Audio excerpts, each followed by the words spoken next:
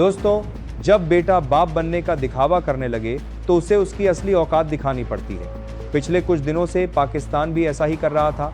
उसे लग रहा था कि अमेरिका अब पाकिस्तान का अब्बा जान बन गया है तो भारत उसका कुछ नहीं करेगा, लेकिन भारत चुपचाप देख रहा था। अब भारत ने जब उसकी असली जगह दिखाई है तो पूरा पाकिस्तान मुसीबत में पड़ गया है। चारों तरफ हाहाकार मच गया है। जी हाँ, आज जो रिपोर्ट मैं आपके लिए लेकर आया हूँ उसने रावलपिंडी के मिलिट्री हेडक्वार्टर से लेकर इस्लामाबाद के प्रधानमंत्री निवास तक भूकंप ला दिया है। अमेरिका, जो कल तक पाकिस्तान का सबसे बड़ा अब्बा जान बना फिरता था, उसने अब गद्दारी की ऐसी स्क्रिप्ट लिखी है कि पाकिस्तान के प्रधानमंत्री शहबाज शरीफ के पैरों तले से जमीन खिसक गई है। तो उधर चीन की रातों की नींद उड़ गई है और पूरे पाकिस्तान में इमरजेंसी जैसे हालात बन गए हैं। अमेरिका ने पहली बार वो कर दिया है जिसकी उम्मीद खुद भारत को भी नहीं थी। आज हम एक ऐसे रहस्यमयी डील की भी बात करेंगे जिसने भारत के सोने के भंडार को 880 मीट्रिक टन से भी अधिक से भर दिया है, जबकि पाकिस्तान को कौड़ी कौड़ी का मोहताज बना दिया है। आखिर क्या है उस खबर का राज, और क्यों पाकिस्तान के प्रधानमंत्री मुजफ्फराबाद की गलियों में खड़े होकर अपनी लाचारी को इंशाअल्लाह के नारों के पीछे छुपा रहे हैं?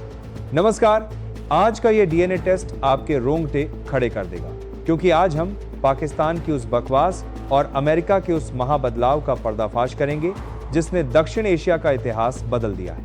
आइए सबसे पहले इस मंजर का विश्लेषण करते हैं।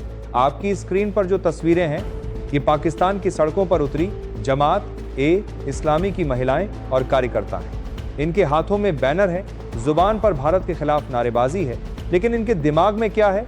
इनके दिमाग में सिर्फ और सिर्फ नफरत का जहर भरा गया है। पाकिस्तान में हर साल 5 फरवरी को कश्मीर एकजुटता दिवस मनाया जाता है, लेकिन 2026 का यह प्रदर्शन यह कुछ अलग था। पूरे पाकिस्तान में जुलूस निकाले गए, माहौल ऐसा बनाया गया मानो कश्मीर कल ही इनके पास आने वाला है। और इन प्रदर्शनों को देखकर पाकिस्तान के प्रधानमंत्री शहबाज शरीफ इतने गदगद हो गए कि उन्होंने अपनी संवैधानिक मर्यादा ही ताक पर रख दी। वे मुजफ्फराबाद चले गए। मुजफ्फराबाद यानी हमारे पीओके का वो हिस्सा जिस पर इन्होंने अवैध कब्जा किया हुआ है। वहां खड़े होकर ये भाई साहब पंचायत कर रहे हैं। शरीफ ने वहां क्या कहा, जरा शब्दों पर ध्यान दीजिएगा। उन्होंने कहा, एक दिन आएगा जब कश्मीर पाकिस्तान का हिस्सा जरूर बनेगा, क्योंकि पाकिस्तान की हर जनता कश्मीरी भाई बहनों के साथ है। वहां मुसलमान ज्यादा हैं, इसलिए वो हमारा है। क्या ये आपको किसी चुटकुले जैसा नहीं लगता? धर्म के आधार पर जमीन बांटने का इनका शौक आज भी गया नहीं है। शहबाज शरीफ वहां घोषणा कर रहे हैं कि वो इस मुद्दे को फिर से यूनाइटेड नेशन लेकर जाएंगे और वहां जनमत संग्रह यानी प्लेबिसाइट की भीख मांगेंगे। जनमत संग्रह का मतलब समझते हैं आप? शरीफ साहब चाहते हैं कि दुनिया वहां की जनता से पूछे कि उन्हें भारत में रहना है या पाकिस्तान में। अरे शरीफ साहब, पहले अपने उन 4 टुकड़ों को तो संभाल लीजिए जो आपसे संभल नहीं रहे। पाकिस्तान का नक्शा आज दुनिया के सामने एक फटे हुए कागज जैसा नजर आता है। जरा इस नक्शे का डीएनए टेस्ट कीजिए। एक तरफ है बलूचिस्तान, जो दशकों से चीख चीख कर कह रहा है कि हमें पाकिस्तान से अलग करो क्योंकि तुम हमारा खून चूस रहे हो। वहां बीएलओ वाले आए दिन पाकिस्तानी फौज को मौत के घाट उतार रहे हैं। दूसरी तरफ है सिंध, जहां के लोग अब खुलेआम कहते हैं कि हमें भारत में मिला लो। तीसरा है खैबर पख्तूनख्वा, जिस पर अफगानिस्तान के तालिबान की नजर है। और इनके पास बचा क्या है? सिर्फ एक छोटा सा पंजाब। आटा है नहीं, बिजली के दाम आसमान पर हैं, विदेशी कर्ज का ब्याज चुकाने के लिए भी कर्ज लेना पड़ता है, और सपना देखते हैं कश्मीर का। इसे कहते हैं औकात से ज्यादा के अरमा। अब मैं आपको उस सस्पेंस के बारे में बताता हूं जिसने पाकिस्तान की नींदें उड़ा दी। पाकिस्तान को अब तक लगता था कि अमेरिका उनका रक्षक है। अब तक अमेरिका जो नक्शा जारी करता था वो भारत की अखंडता का अपमान था। उस नक्शे में पीओके को पाकिस्तान का दिखाया जाता था और अक्साई चीन को धुंधला कर दिया जाता था। लेकिन शुक्रवार का दिन पाकिस्तान के लिए ब्लैक फ्राइडे साबित हुआ। भारत और अमेरिका के बीच एक बहुत बड़ी ट्रेड डील साइन हुई, और इस डील के बाद अमेरिका के ट्रेड ऑफिस अस्टर ने एक आधिकारिक नक्शा जारी किया, और जैसे ही यह नक्शा इंटरनेट पर आया, इस्लामाबाद के सत्ता के गलियारों में सन्नाटा पसर गया।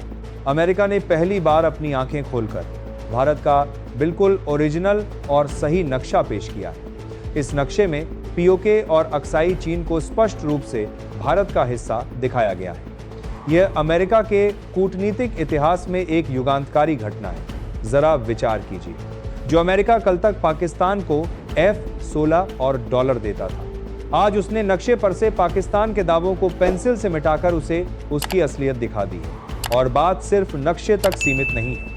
ट्रेड डील में अमेरिका ने भारत पर लगने वाले 50% टैरिफ को घटाकर 18% कर दिया है, जबकि पाकिस्तान पर आज भी 19% का भारी टैक्स है। पाकिस्तानी हुक्मरान पहले खुश हो रहे थे कि भारत पर 50% टैक्स लगेगा, लेकिन अब भारत 18% पर आ गया है और पाकिस्तान 19% पर खड़ा है। कूटनीति की भाषा में इसे एक झटके में औकात दिखाना कहते हैं। अमेरिका ने भारत को अपना मोस्ट ट्रस्टेड पार्टनर घोषित कर दिया है और पाकिस्तान को एक लाचार पड़ोसी की तरह छोड़ दिया है। पाकिस्तान के प्रधानमंत्री शरीफ कहते हैं कि वे यूएन जाएंगे और जनमत संग्रह करवाएंगे, लेकिन क्या शरीफ साहब को इतिहास की एबीसीडी पता है? आइए आज उनका और पाकिस्तान के लोगों का थोड़ा इतिहास टेस्ट करते हैं। 1947 में जब अंग्रेज भारत छोड़कर जा रहे थे तो उनकी नीयत में खोट था। वे भारत को 565 टुकड़ों में बांटना चाहते थे। उन्होंने रियासतों से कहा, या तो भारत जाओ या पाकिस्तान जाओ या खुद का देश बनाओ। लेकिन भारत के पास एक महापुरुष थे, सरदार वल्लभ भाई पटेल। उन्होंने अपनी फौलादी इच्छा शक्ति से 18 महीनों में लगभग सभी रियासतों को भारत में मिला लिया। लेकिन जम्मू कश्मीर के राजा हरि सिंह डोगरा, वे थोड़ा भ्रम में थे। वे एक न्यूट्रल देश चाहते थे, लेकिन पाकिस्तान की फितरत तो शुरू से ही गद्दारी की थी। उन्होंने सेना के भेष में कबीलाई लुटेरों को कश्मीर भेज दिया। कत्लेआम शुरू हुआ। हरि सिंह घबराकर दिल्ली भागे। पंडित नेहरू ने कहा, मदद तब मिलेगी जब आप भारत के साथ विलय पत्र यानी इंस्ट्रूमेंट ऑफ एक्सेशन पर साइन करेंगे। 26 अक्टूबर 1947 को हरि सिंह ने बिना किसी शर्त के जम्मू कश्मीर को भारत को सौंप दिया। कानूनन पूरा कश्मीर, जिसमें पीओके भी आता है, वो भारत का है। तो फिर ये पीओके पाकिस्तान के पास कैसे गया? जंग हुई, मामला यूएन पहुंचा और वहां बिना भारत की मर्जी के सीज फायर कर दिया गया। एक लाइन खींच दी गई जिसे आज हम एलओसी कहते हैं। पाकिस्तान वालों, कान खोलकर सुन लो, एलओसी कोई अंतर्राष्ट्रीय सीमा नहीं है, वो सिर्फ एक युद्ध विराम रेखा है। तुमने हमारी जमीन पर अवैध कब्जा किया हुआ है। अमेरिका ने आज अपने नक्शे में उसी सच्चाई को स्वीकार किया है जिसे तुम पिछले 75 सालों से झुठला रहे थे, और यह पाकिस्तान की सबसे बड़ी हार है। झूठ जब बेनकाब होता है तो इंसान बौखला जाता है। शहबाज शरीफ के साथ भी यही हो रहा है। उन्होंने एक ऐसा बयान दिया जिसकी चर्चा अब पूरी दुनिया में हो रही है। उन्होंने भारत की तुलना इजराइल से कर दी। उन्होंने कहा, जैसे नेतन्याहू फिलिस्तीनियों पर जुल्म कर रहे हैं, वैसे ही भारत कश्मीरियों के साथ कर रहा है। शरीफ साहब, तुलना करनी है तो अपनी हालत की कीजिए। फिलिस्तीन के पास तो फिर भी लड़ने का जज्बा है, आपके पास तो अपने लोगों को आटा खिलाने की ताकत नहीं है। कश्मीर की तुलना गाजा से करना न सिर्फ बेवकूफ़ी है, बल्कि यह उन कश्मीरी मुसलमानों का अपमान है जो आज भारत के लोकतंत्र का हिस्सा हैं।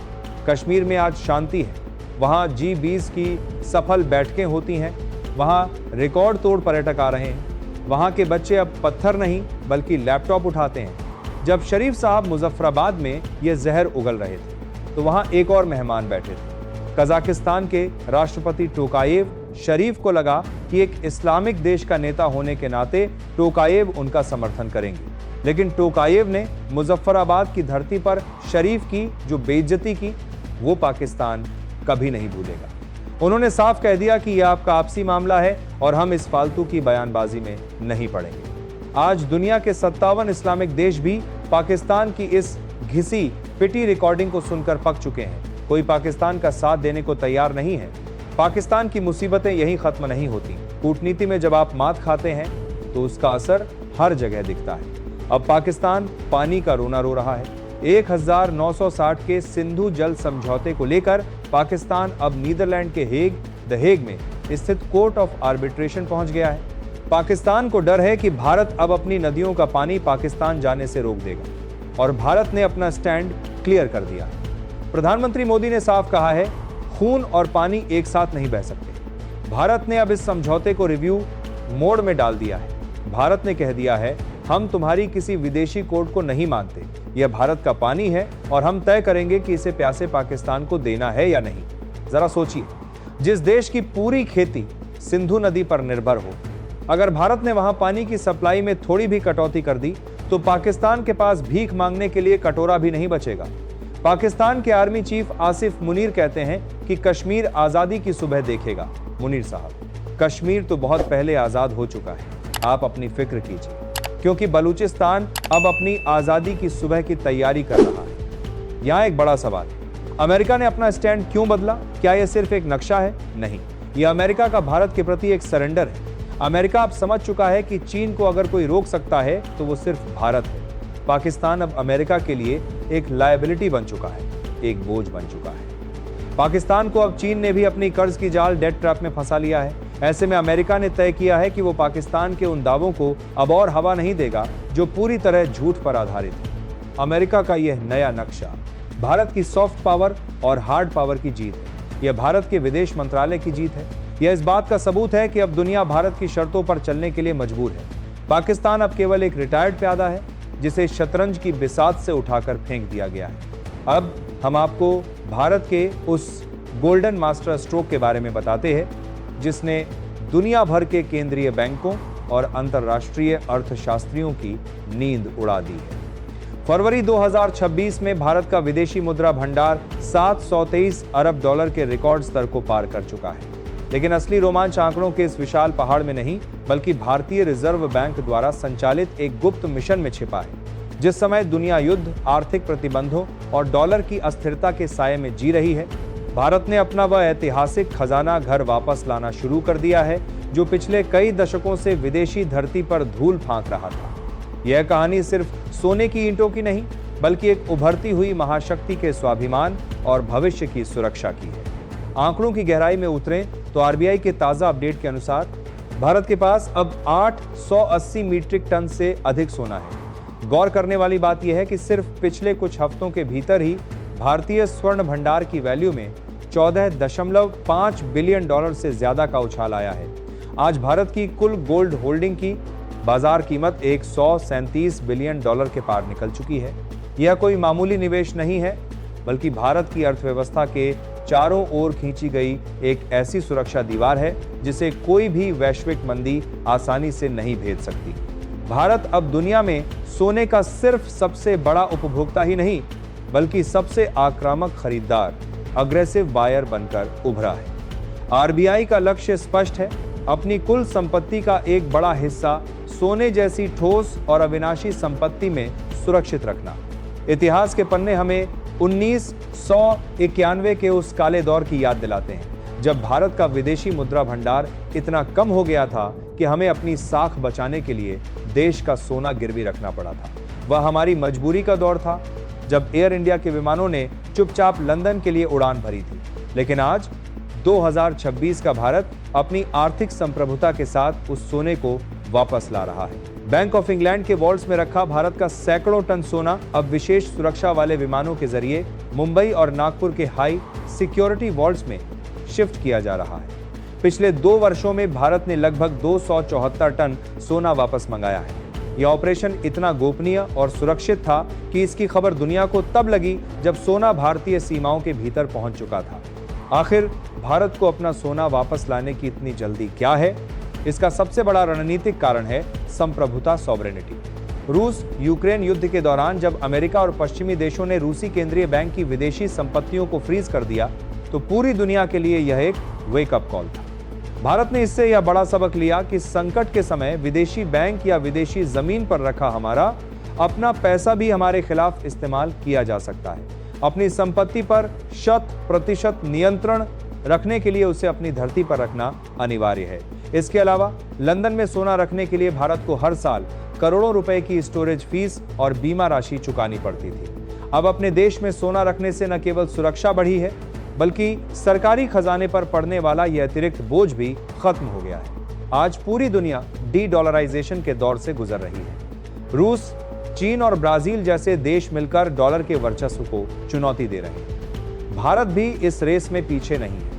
सोना एकमात्र ऐसी संपत्ति है जो किसी भी देश की मुद्रा के गिरने या वैश्विक वित्तीय प्रणाली के ढहने पर भी अपनी वैल्यू बनाए रखती है। डॉलर की लगातार गिरती साख और अमेरिका के बढ़ते कर्ज को देखते हुए आरबीआई का सोने पर दांव लगाना एक बहुत ही दूरदर्शी कदम है।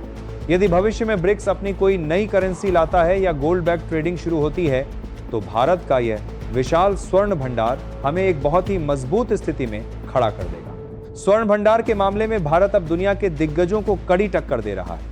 वर्तमान में भारत दुनिया के शीर्ष 10 स्वर्ण धारक देशों की सूची में मजबूती से जमा हुआ है। भले ही अमेरिका और जर्मनी जैसे देश अभी काफी आगे हों, लेकिन जिस रफ्तार से आरबीआई ने पिछले 36 महीनों में सोने की खरीदारी की है, विशेषज्ञों का अनुमान है कि 2030 तक भारत दुनिया के शीर्ष 5 स्वर्ण धारक देशों में शामिल हो सकता है। यह रैंकिंग सिर्फ एक संख्या नहीं है, बल्कि यह अंतर्राष्ट्रीय मुद्रा कोष, IMF और विश्व बैंक जैसी संस्थाओं में भारत के वोटिंग अधिकार और प्रभाव को भी बढ़ाती है। अब सवाल ये उठता है कि आरबीआई के पास मौजूद इस सोने का आपके और हमारे जैसे आम नागरिकों पर क्या असर पड़ेगा। जब देश का गोल्ड रिजर्व मजबूत होता है तो अंतर्राष्ट्रीय बाजार में भारतीय रुपए इंद्र की साख और मजबूती बढ़ती है। इससे आयात सस्ता होता है और पेट्रोल, डीजल जैसी वस्तुओं की कीमतों में स्थिरता आती है। सबसे बड़ी बात यह है कि यह स्वर्ण भंडार महंगाई को नियंत्रित करने में एक शॉक ऑब्जर्वर की तरह काम करता है। यदि कभी वैश्विक स्तर पर शेयर बाजार क्रैश होता है या कोई बड़ी आर्थिक मंदी आती है, तो भारत का यह खजाना हमें श्रीलंका या पाकिस्तान जैसे हालातों से बचा कर रखेगा। 2026 का भारत अब केवल एक बाजार नहीं रहा, बल्कि वह एक आर्थिक दुर्ग बन रहा है। सरकार और आरबीआई का तालमेल यह सुनिश्चित कर रहा है कि हम विदेशी निवेश के लिए तो द्वार खोलें, लेकिन अपनी सुरक्षा के साथ कोई समझौता न करें। सोने की यह बढ़ती होल्डिंग यह भी दर्शाती है कि भारत आने वाले समय में अपनी डिजिटल करेंसी को भी सोने के साथ लिंक कर सकता है, जिससे उसकी विश्वसनीयता दुनिया भर में बढ़ जाएगी। आज पाकिस्तान एक ऐसी नाव में सवार है जिसमें छेद ही छेद है। शहबाज शरीफ अपनी जनता का ध्यान भटकाने के लिए कश्मीर का राग अलापते रहेंगे, मुनीर साहब जंग की धमकियां देते रहेंगे, लेकिन हकीकत यह है कि अमेरिका ने भी अब पाकिस्तान का हाथ छोड़ दिया है। सच्चाई बहुत कड़वी होती है और सच्चाई यह है कि कश्मीर भारत का अभिन्न अंग था, है और रहेगा, और पीओके वो भी बहुत जल्द भारत के तिरंगे के नीचे होगा। पाकिस्तान के पास अब सिर्फ 2 रास्ते हैं, या तो वो नफरत की दुकान बंद करे और अपनी जनता को रोटी देना शुरू करे, या फिर वो नक्शे से अपने गायब होने का इंतजार करे। अमेरिका ने तो इसकी शुरुआत कर ही दी है। चलते चलते मैं बस यही कहूंगा, अगर आप भी भारत की इस कूटनीतिक जीत पर गर्व महसूस करते हैं तो इस वीडियो को इतना शेयर कीजिए कि यह इस्लामाबाद के हुक्मरानों के कानों तक पहुंचे। अपनी राय कमेंट में जरूर दें और द न्यूज़ 7 को सब्सक्राइब करना न भूलें, क्योंकि हम सच को न सिर्फ दिखाते हैं बल्कि उसका डीएनए टेस्ट भी करते हैं। स्वस्थ रहिए, सुरक्षित रहिए और देखते रहिए सच का सबसे बड़ा विश्लेषण। जय हिंद।